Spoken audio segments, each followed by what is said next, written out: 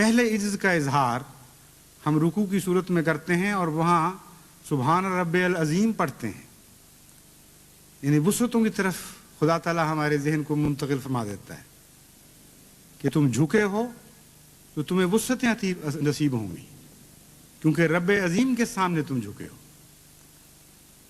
اور دوسری حرکت جو ہم انکسار کی طرف کرتے ہیں، جو منتہا ہے ان حرکتوں کا، وہ سجدے کی حرکت ہے،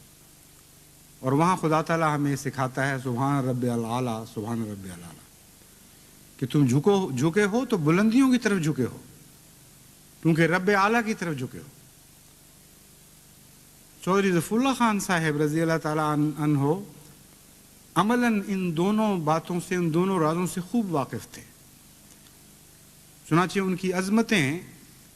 اور ان کی رفتیں دونوں ان کو عجز کے نتیجے میں نصیب ہوئیں، اور بے پناہ ان کے اندر خدمت دین کا جذبہ تھا، اور کوئی دنیا کا منصب اس سے ان کو روک نہیں سکتا تھا،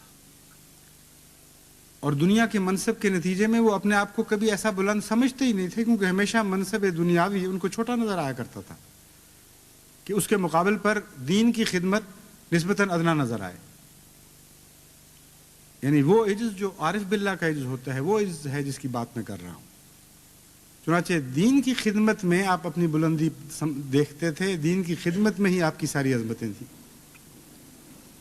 چنانچہ ایک عجیب واقعہ ہے ہندوستان کی تاریخ کا کہ 1941 میں آپ کو جب federal court of justice India کا جج مقرر کیا گیا ہے، تو اسی زمانے میں حضرت مسلم موعود نے تحریک کی تھی کہ مضافات قادیان ارد گرد جو دیہات ہیں ان میں تبلیغ کے لیے لوگ اپنے آپ کو پیش کریں، تو فیڈرل کورٹ کا جسٹس 41 اور 42 میں ارد گرد دیہات میں تبلیغ کے لیے باقی سب مبلغین کے ساتھ مل کے جایا کرتا تھا، اور ایک لحظے کے لیے بھی اس کو خیال نہیں آیا کہ میری اتنی بڑی شان ہے، میرا اتنا بڑا مقام ہے، کوئی دیکھے گا یا سنے گا تو کیا کہے گا یہ کیا کر رہا ہے۔ لیکن چھوٹے چھوٹے گاؤں ڈھپئی اور بھینی اور اٹھوال وغیرہ بے شمار چھوٹے چھوٹے گاؤں تھے، جن میں ایک عام خادم احمدیت کے طور پر شامل ہوا کرتے تھے، اور فخر کے ساتھ، اس احساس کے ساتھ کہ یہ اللہ تعالیٰ کی عطا ہے، اللہ تعالیٰ کی طرف سے مجھے سعادت نصیب ہو رہی ہے۔ اور یہ تمنا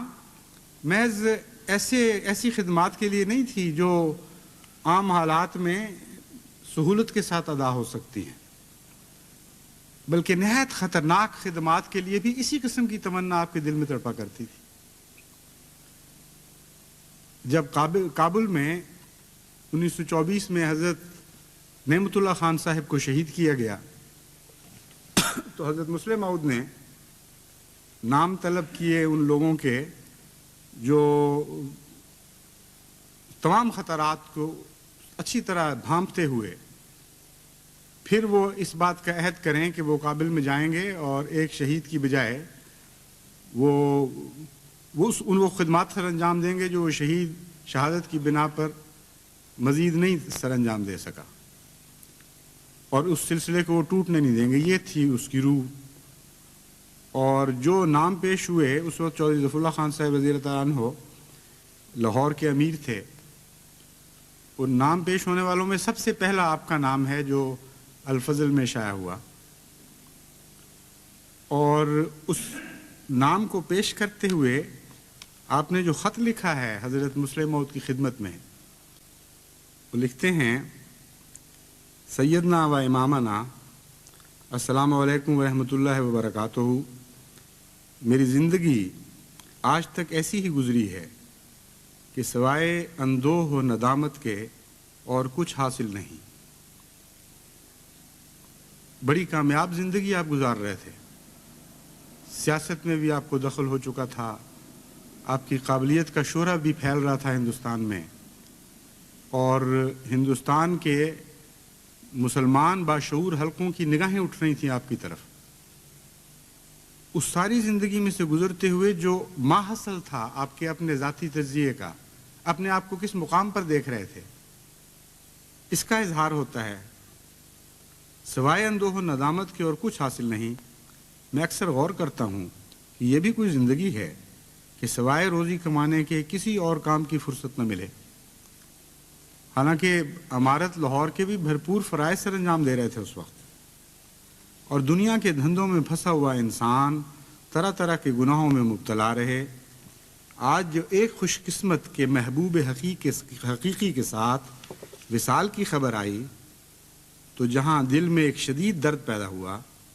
وہاں یہ بھی تحریک ہوئی کہ تمہارے لیے یہ موقع ہے کہ اپنی ناکارہ زندگی کو کسی کام میں لاؤ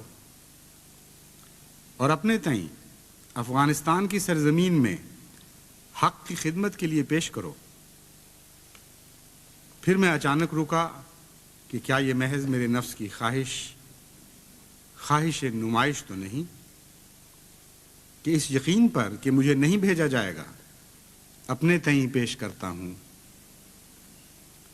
اور میں نے اپنے ذہن میں ان مصائب اور مشکلات کا اندازہ کیا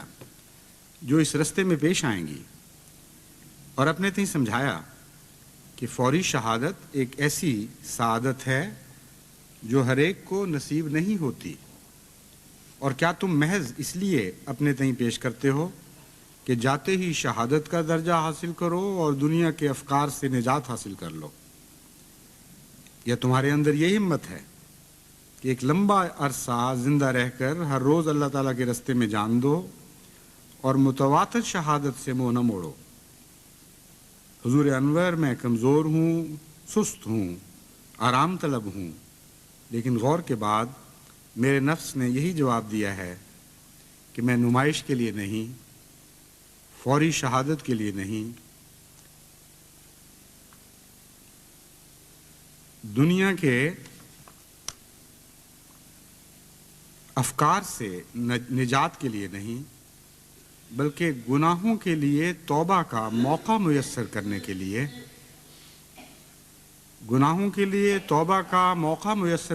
لیے، اپنی عاقبت کے لیے ذخیرہ جمع کرنے کے لیے، اللہ تعالیٰ کی رضا کے حصول کے لیے اپنے تئیں اس خدمت میں پیش کرتا ہوں۔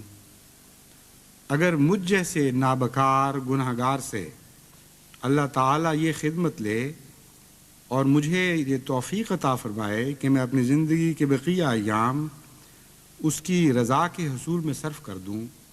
تو اس سے بڑھ کر میں کسی نعمت اور کسی خوشی کا طلبگار نہیں۔ حضور، میں مضمون نویس نہیں، اور حضور کی بارگاہ میں تو نہ زبان چلتی یاری دیتی ہے نہ قلم۔ جیسے کسی نے کہا ہے، بے زبانی ترجمان شوق بے حد ہو تو ہو، ورنہ پیش یار کام آتی ہیں تقریریں کہیں۔ یہ حضرت موہانی کا شعر ہے جو آپ نے کوٹ کیا۔ اس لیے اسی پر بس کرتا ہوں کہ جس وقت حضور حکم فرمائیں افغانستان کے لیے روانہ ہونے کو تیار ہوں، اور فقط حضور کی دعاؤں اور اللہ کی رضا کا طلبگار ہوں۔ والسلام، حضور کا ادنیٰ ترین غلام خاکسار ظفر اللہ خان۔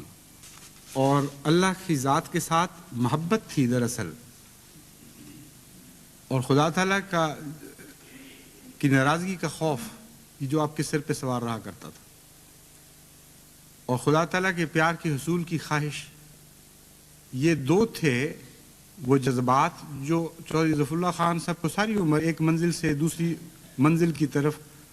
رواں دواں رکھتے رہے۔ تو جہاں تک میں نے جائزہ لیا ہے، چودھری ظفر اللہ خان صاحب رضی اللہ تعالیٰ عنہ تقویٰ کی جڑ سے اس طرح چمٹے رہے ہیں ساری عمر کہ اصلها ثابت ان کا مضمون دکھائی دیتا تھا۔ جڑوں کے لحاظ سے مضبوط تھے، ثابت قدم تھے، وفادار تھے، جو بات کہی اس پر قائم رہے، طبیعت میں کوئی دوگلا پن نہیں تھا، زبان سے کچھ اور عمل سے کچھ اور، اس قسم کا تضاد آپ کی ذات میں کلیتاً اس قسم کے تضاد کا کلیتاً فقدان تھا۔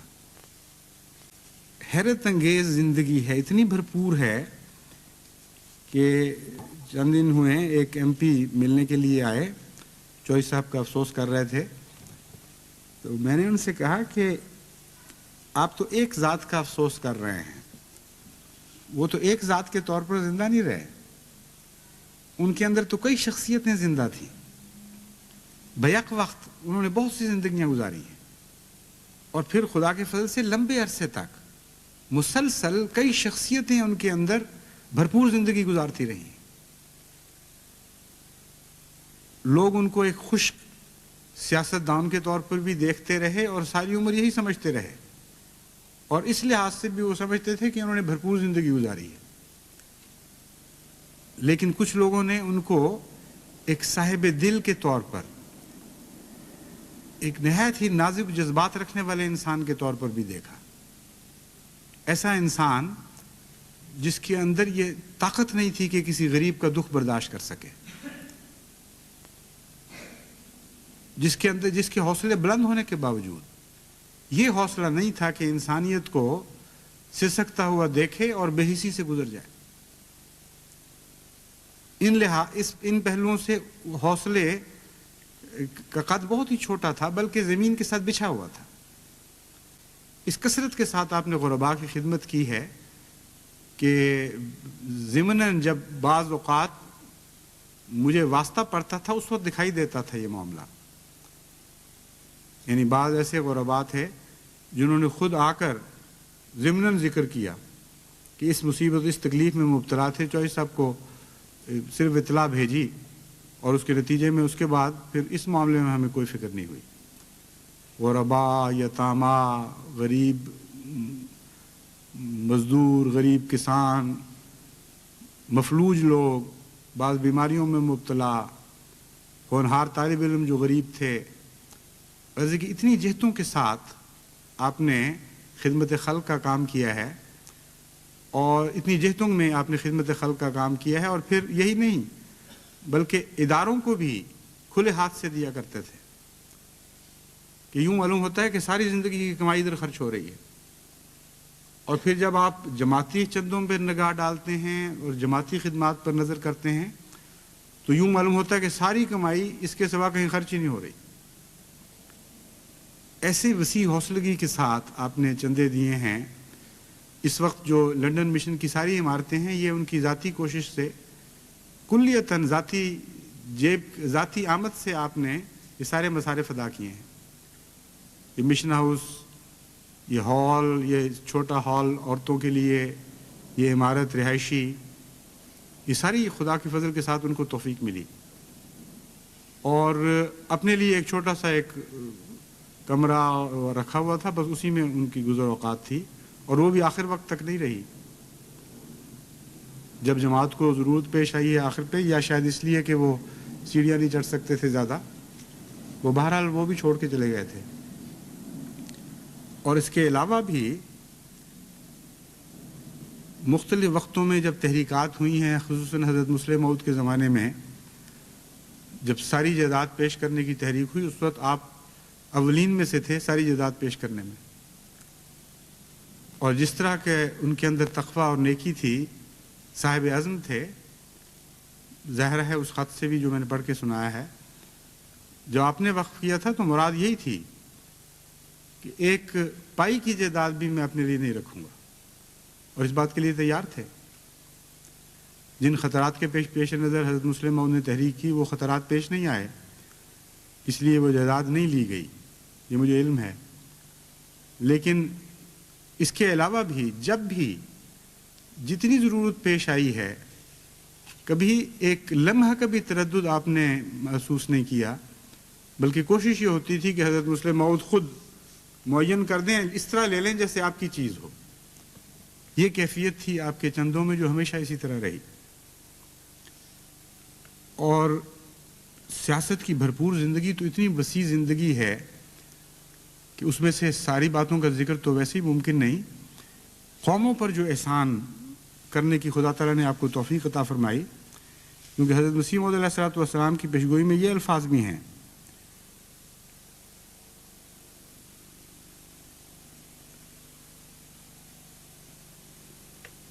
کہ کثرت سے لوگ دوسرے بھی برکت حاصل کریں گے.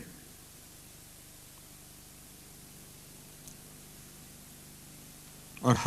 ہر ایک قوم اس چشمے سے پانی پیے گی. خدا تعالیٰ نے آپ کو ایک ایسے مقام پر پہنچایا جہاں واقعتاً ہر قوم نے اس سرچشمے سے پانی پیا. یعنی یونائٹڈ نیشنز کی آپ کو صدارت نصیب ہوئی، اور وہ دور یونائٹڈ نیشنز کی تاریخ میں اگر کسی ایک تعریف کے ساتھ یاد کیا جائے تو وہ یونائٹڈ نیشنز کا اخلاقی دور کہلائے گا. تمام اسلامی اخلاقی قدروں کو آپ نے وہاں نافذ کیا ہے. اور وہ ایک دور تھا جب کہ دہریہ سیاستدان بھی جو حصہ لیا کرتے تھے یونائٹڈ نیشنز میں، وہ بھی احترام سے اور سنبھل کر بیٹھا کرتے تھے، اور کوئی بدخلقی کی بات نہیں کیا کرتے تھے. کہ جو بوئنگ یا تماشا بینی اور تحقیر کے الفاظ استعمال کرنا، غصے میں آپے سے باہر ہو جانا، یہ ساری حرکتیں اس وقت یونائٹڈ نیشنز میں مسدود تھیں. اور قرآن کریم کی تلاوت کرنا، ان سے قرآن کریم سے استنباط کرنا اور اخلاقی تعلیم دیتے چلے جانا، قطع نظر اس کے کہ کوئی مانتا بھی ہے کہ نہیں آپ کو یا قرآن کریم کو، یہ آپ کا شیوا تھا. ایسی جرت خدا نے عطا فرمائی تھی، اور بات میں ایسی عظمت تھی کردار کے نتیجے میں، کیونکہ بات کو عظمت تو کردار سے نصیب ہوا کرتی ہے، لفاظی سے نہیں ہوا کرتی. کہ اس کے نتیجے میں غیروں پر بھی روب بیٹھتا تھا. چنانچہ ایک دفعہ چوئی صاحب نے مجھ سے خود ذکر کیا، بے تکلفی کی باتیں ہو رہی تھی کھانے پر، کہ حیرت ہوتی تھی کہ وہ لوگ جن کا کوئی دین سے تعلق نہیں، مذہب سے کوئی تعلق نہیں،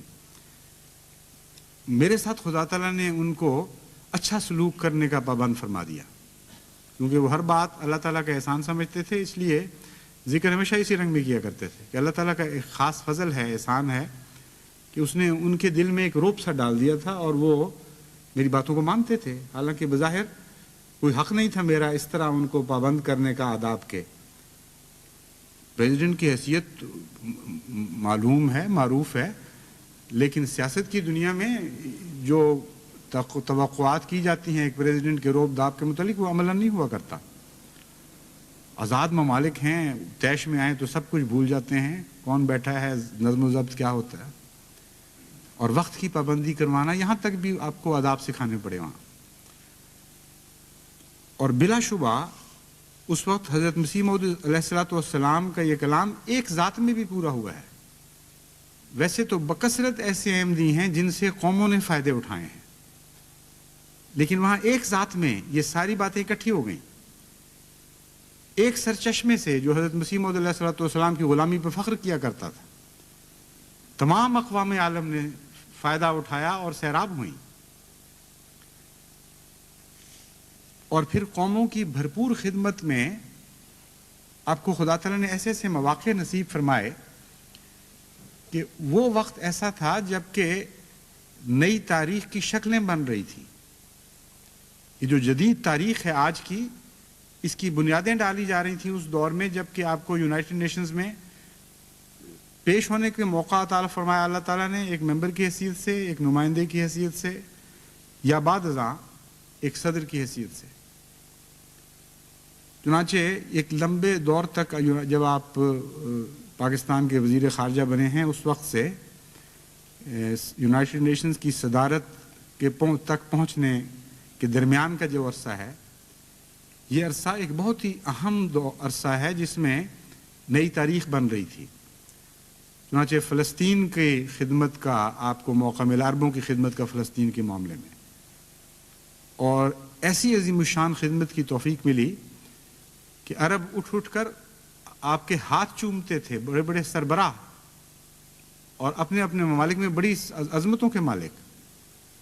اور اس بات پر فخر کرتے تھے. اس قدر محبت تھی، اتنا پیار تھا کہ جو ان میں سے وفادار تھے انہوں نے آخر دم تک اس کو نبھایا ہے. صرف فلسطین کا معاملہ نہیں تھا، موراکو کی خدمت کی توفیق ملی، ٹیونیشیا کی خدمت کی توفیق ملی، جارڈن کی خدمت کی توفیق ملی، اور اس کے علاوہ بکثرت دیگر ممالک تھے جن کے سوڈان کی خدمت کی توفیق ملی. بکثرت تھے، صرف مسلمان ممالک ہی نہیں بلکہ بہت سے دیگر ممالک بھی جن کے حق میں آپ نے باتیں کہیں، جن کے حق حاصل کرنے میں آپ نے مدد کی. مسلمان ممالک میں انڈونیشیا کی خدمت کی بھی توفیق ملی آپ کو. اور وہ یونائٹڈ نیشنز میں آپ کی تقاریر کا جو ریکارڈ ہے، وہ 2 سال قبل میں نے بڑی محنت سے کوشش کر کے وہ حاصل کر لیا ہے. اللہ تعالیٰ کے فضل سے خدا نے ایک سبیل بنا دی اور صاحبزادہ مرزا مظفر احمد صاحب کے ذریعے وہ سارا ریکارڈ مجھے مل گیا ہے. کیونکہ خواہش یہ تھی کہ چوئس صاحب کی ان تاریخی خدمات کو وقتاً فوقتاً دنیا کے سامنے پیش کیا جاتا رہے. کیونکہ بعض لوگ تو خیر بھول جاتے ہیں، بعض لوگ نئی الٹی باتیں ایجاد کر لیا کرتے ہیں.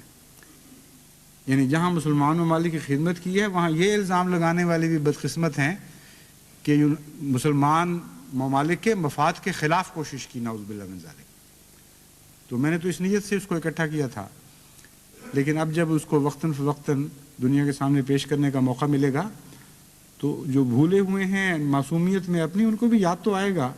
کہ کوئی ایک ایسا انسان، ایک درویش صفت خدا کا بندہ تھا جس نے بے لوث خدمتیں کی ہیں ملکوں اور قوموں کی.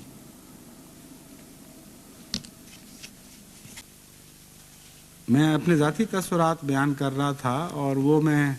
اسی پر پھر بات ختم کرنی چاہتا ہوں کہ چوئس صاحب کے ساتھ میری خطوں کی دعوت بھی بہت رہی ہے، اور میں جانتا ہوں کہ بہت ہی نرم دل تھا، خشیت تھی اللہ تعالیٰ کی، اور خشوع تھا، خشوع و خضوع تھا.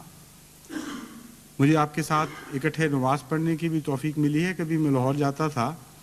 تو ہمیشہ بڑی محبت سے بلایا کرتے تھے، اور کبھی ہو نہیں سکتا تھا کہ وہ لاہور میں ہوں اور میں ملے بغیر یا آپ کے ساتھ کھانا کھائے بغیر یا آپ کے ساتھ کچھ وقت گزارے بغیر واپس جا سکوں، کیونکہ مجھ میں ہمت نہیں تھی ان کے شکوے کی، اور وہ اس بات پہ یقیناً بہت شاکی ہو جاتے تھے. اس لیے جب ہم نماز پڑھتے تھے تو مجھے کہا کرتے تھے کہ تم نماز پڑھاؤ، اور اس وقت جو ان کی کیفیت ہوتی تھی قریب سے، وہ صرف سننے کا سوال نہیں، وہ محسوس ہونے لگتی تھی. عجیب خشوع خضوع تھا ان کی نمازوں میں، اور ہر لفظ جو ادا کرتے تھے ایک ایک لفظ موتی کی طرح سجا کر خدا کے حضور پیش کیا کرتے تھے. وہ التحیات للہ کا مفہوم سمجھ رہے ہیں، جانتے ہیں کہ عبادت تبھی قبول ہوگی اگر تحفے کے طور پر پیش کریں گے، ورنہ بےمانی ہو جائے گی. پھر وہ پرائیویٹ مجلسوں میں جو گفتگو ہوا کرتی ہے، مختلف پہلوؤں سے ان کی طبیعت میں جھانکنے کا موقع ملا. پھر خطوں کی دعوت کے ذریعے جیسا کہ میں نے بیان کیا ہے، ان کے خطوط ایسے ہیں جو میں بڑے سنبھال کے میں نے رکھے ہوئے ہیں، لیکن چونکہ وہ ان کا مزاج نہیں تھا کہ لوگوں کو ان کی بعض اندرونی کیفیات کا پتہ چلے، صرف چند دوستوں کے ساتھ چند آدمیوں سے وہ بے تکلف ہو جاتے تھے خطوں کے وقت. اور ہر خط میں ان کی انکساری کا پہلو اتنا حیرت انگیز ہے کہ جو خط پڑھنے والے کو شرمندہ کر دیا کرتا تھا، بے حد عجز اور انکساری. اسی وجہ سے ان کے ساتھ مجھے خاص ایک اللہ تعالیٰ کی طرف سے ایک تعلق عطا ہوا تھا. اور جب خلافت کے بعد خدا تعالیٰ نے مجھے پہلا کشف دکھایا ہے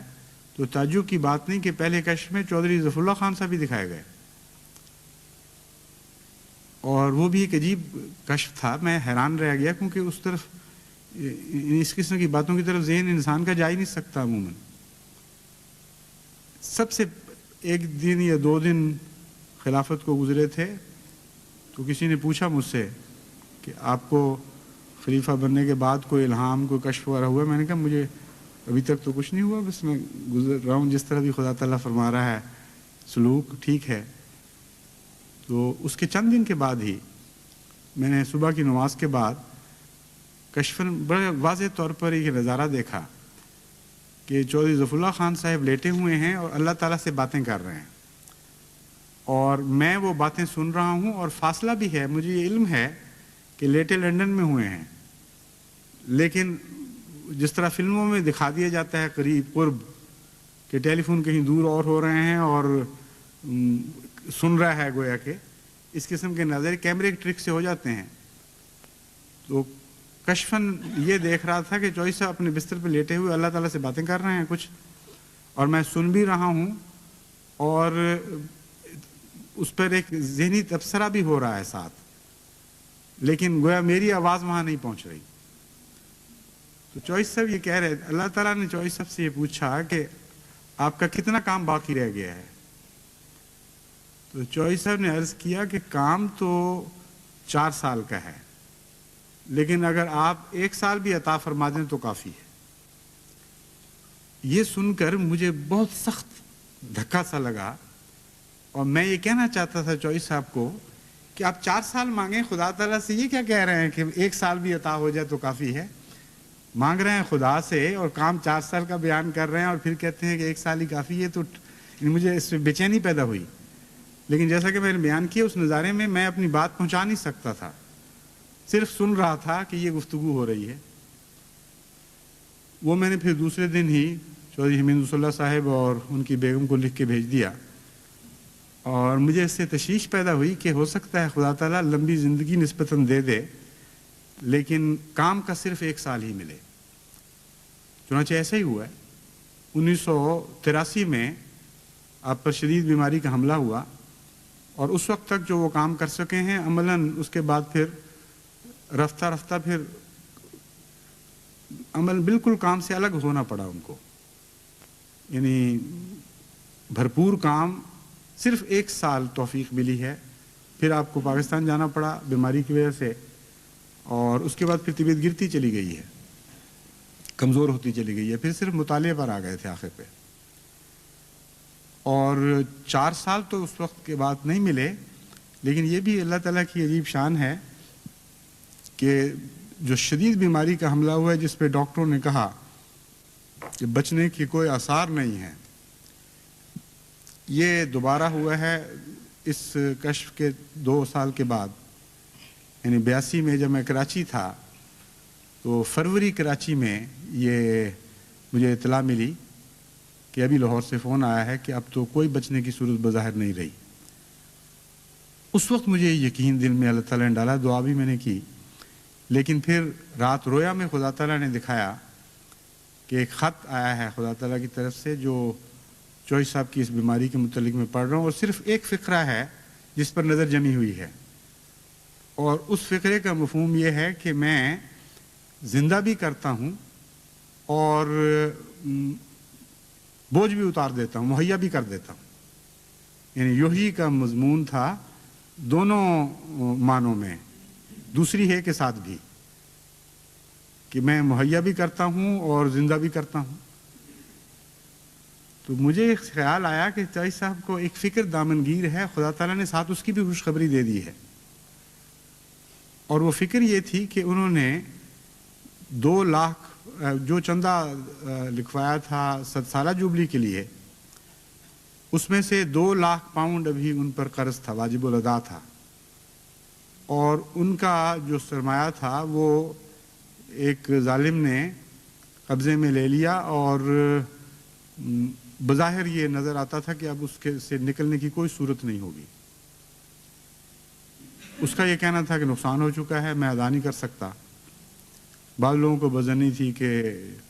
بہانہ بنایا گیا ہے، چوئی صاحب کی سادگی سے فائدہ اٹھایا گیا ہے، اور کافی بڑی رقم اس کے پاس ضائع ہونے کا خطرہ تھا، اور چوئی صاحب توقع رکھ رہے تھے کہ وہاں سے پیسہ ملے تو میں یہ چندہ ادا کروں۔ چنانچہ جب میری آخری ملاقات ہوئی ہے اس وقت بھی اس کا بہت طبیعت پہ بوجھ تھا۔ جب میں کراچی جانے لگا ہوں اس وقت بھی طبیعت پہ بوجھ، پھر بھی مجھ سے ذکر کیا علیحدگی میں کہ اس کے لیے دعا کریں کہ میری طبیعت پہ بہت ہی بڑا بوجھ ہے۔ تو اس رویا میں اللہ تعالیٰ نے جو مضمون بتایا اس سے مجھے یہ بھی یقین ہو گیا کہ انشاءاللہ ایک تو یہ کہ اس صورت میں تو اللہ تعالیٰ ان کو نہیں مارے گا، اور جب تک وہ بوجھ نہیں اترتا اس وقت تک خدا تعالیٰ ضرور زندہ رکھے گا۔ چنانچہ خدا تعالیٰ نے غیر معمولی زندگی عطا فرمائی۔ پھر کئی خطرات پیدا ہوئے، کئی بحران آئے، اور ڈاکٹروں کی نظر میں تو وہ ہر دفعہ یہی کہہ دیتے رہے کہ بس اب بچنے کی امید نہیں، مجھے اللہ تعالیٰ اپنے فضل سے بچاتا رہا۔ پھر میرا یہاں آنا ہوا، اور یہاں اللہ تعالیٰ نے توفیق عطا فرمائی کہ وہ پھنسی ہوئی رقم جس کے متعلق سب اس کو رائٹ آف کر چکے تھے، کہتے تھے اس کے نکلنے کی کوئی امید نہیں، اس سلسلے میں کچھ کوشش کی توفیق عطا ہوئی، اور ہمارے ماموزاد بھائی ہیں رفیع الدین ایڈوکیٹ، ان کو بھی خدا تعالیٰ نے کراچی سے یہاں بھجوا دیا، اور بڑے قابل وکیل ہیں اور ان باتوں میں بڑے ماہر، گفت و شنید کا فن بھی جانتے ہیں۔ चुनाचे उनकी कंपनी के ज़रिए जब वो गुफ्त शनीद हुई तो कानूनी तौर पर उन्होंने इस तरह उनको काबू कर लिया कि 2 लाख से कुछ ज़ायद रकम उनसे मिल गई, और यही वो 2 लाख था जो उनको परेशान किए हुए था। चुनाचे चंद महीने पहले की बात है कि उन्होंने मुझे बताया कि अल्हम्दुलिल्लाह ना सिर्फ ये रकम के हमें मिल जाएगी की बात नहीं,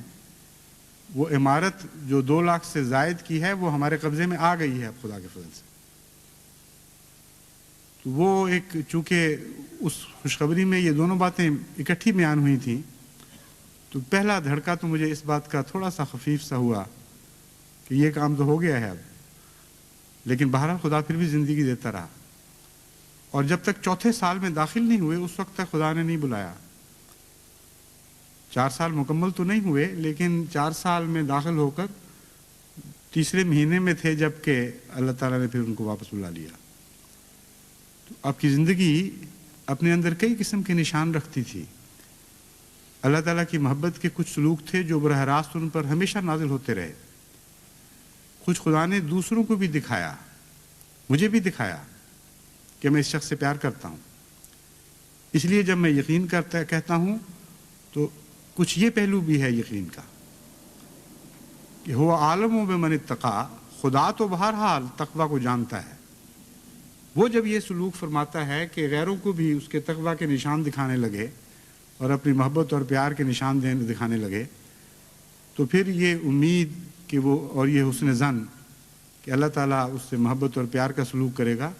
एक और मंजिल में दाखिल हो जाते हैं। तो हमें दुआ करनी चाहिए कि चौधरी ज़फ़रुल्लाह खान साहब के ऊपर अल्लाह ताला बेशुमार रहमतें नाज़िल फरमाए, उनकी औलाद पर, उनकी नस्लों पर, उनके अजीज़ों पर, उन सब पर जो आपको प्यारे थे। इस रंग में भी रहमतें नाज़िल फरमाए कि उनकी खूबियाँ इख्तियार करने की तौफीक बख्शे। और जमात अहमदिया को इस विसाल पर सदमा तो है, बड़ा गहरा सदमा है, लेकिन इस सदमे के नतीजे में महमीज़ का सा असर होना चाहिए, मायूसी का असर नहीं होना चाहिए। खुदा ताला की रहमतें बेशुमार हैं, वसी हैं, उसकी अता के दरवाज़े कोई बंद नहीं कर सकता, और जिन राहों में वो खुलते हैं वो लामुतनाही राहें हैं। इसलिए आपको अगर खुदा ज़फ़रुल्लाह खान नहीं बना सकता तो अपनी औलाद को बनाने की कोशिश करें, और औलाद दर औलाद को ये बताते चले जाएं कि हज़रत मसीह मौऊद अलैहिस्सलाम से वादा है अल्लाह ताला का कि 1 नहीं 2 नहीं बकसरत ऐसे ग़ुलाम अता फरमाएगा जो आलमी शोहरत हासिल करेंगे, जो इल्म व फ़ज़ल के मज़ामीन में हैरत अंगेज़ तरक्यात हासिल करेंगे, जो बड़े बड़े आलमों और फ़लसफियों के मुँह बंद कर देंगे, और कौमें उनसे बरकत पाएंगी। 1 कौम या 2 कौम भी नहीं, कुल आलम की कौमें उनसे बरकत पाएंगी। तो खुदा करे कि बकसरत और बार बार हम हज़रत मसीह मौऊद अलैहिस्सलाम की इस पेशगोई को पूरा होते देखें, दूसरों ही में नहीं अपनों में भी, गैरों के घरों में नहीं अपने घरों में भी हम अल्लाह ताला के फजल के साथ इस अजीम पेशगोई को पूरा होते देखें।